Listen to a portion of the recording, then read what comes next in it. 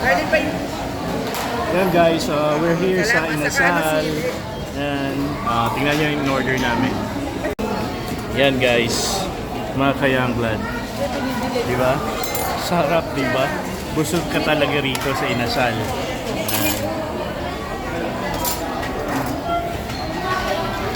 Pray muna, pray.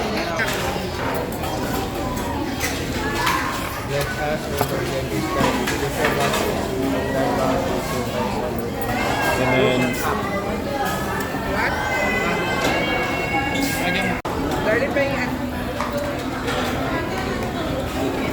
yan guys, chicken oil. Siyempre, lagyan natin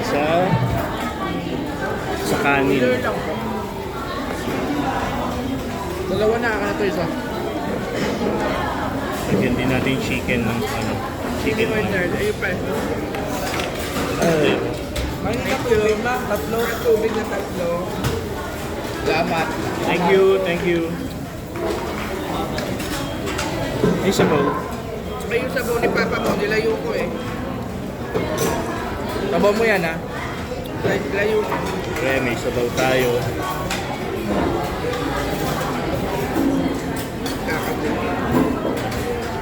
Kain ko mga kayanglad. May sisig na. Ha? May sisig si Nico. Oo, mga yan. Lalo ka. May laman.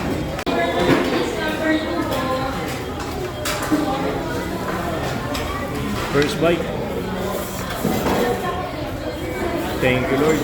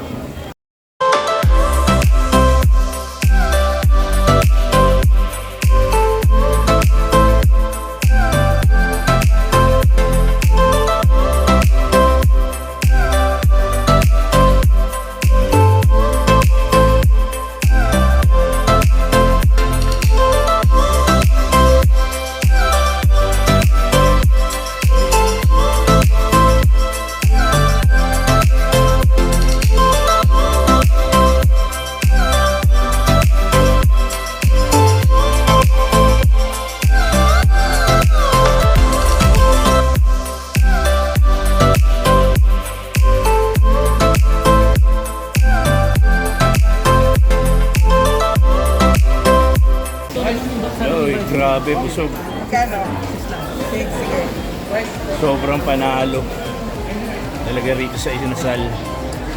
Wala kang tatapon dito. Ultimo, kung malambot nga lang yung buto pati buto kakainin ko Yung service nila rito, the best. Yan, nila ate, nila kuya, lahat ng crew rito. Very sila. Mababait. Yan. Bubos grabe. Busog na busog. Ano yun? May bayad? Take out. Yung 6 pesos yata ang bayad dun Yun nga, sige. And every time na magka-take out kayo rito, palabo o chicken, yung lalagyan nila may bayad, 6 pesos. Para at least maayos. Yan. Kung makikita nyo. Yan. Yung palabok na yung uwi namin, meron siyang lalagyan. Yan. Thank you, kuya. Diba? The best. Kaya panalo rin talaga rito kapag kumain. Pero yung itong lahat ng meal namin nasa kanila. Wala pang 1,000 pesos. Pero talagang busog ka. Tapos yung chicken oil. Every time na kukuha ka ng kanin, lalagyan mo ng chicken oil. Every time na susubo ka, sasawsaw mo yung chicken sa chicken oil. Wala akong masasabi kundi masarap talaga. Yan. Ikaw ano masasabi mo? Salt daw siya. Okay, thumbs up. Every time na kumakain niya asawa ko, salt parati, lalo na rin sa Inasal. And guys, I hope na karamihan sila nakauwi na ngayong gabing to. I hope na nasa bahay na kayo. Mag-dinner na kayo. And natin itong content ko. Ayan, dinner time sa Inasal. Bye! May manok pa ako na ko.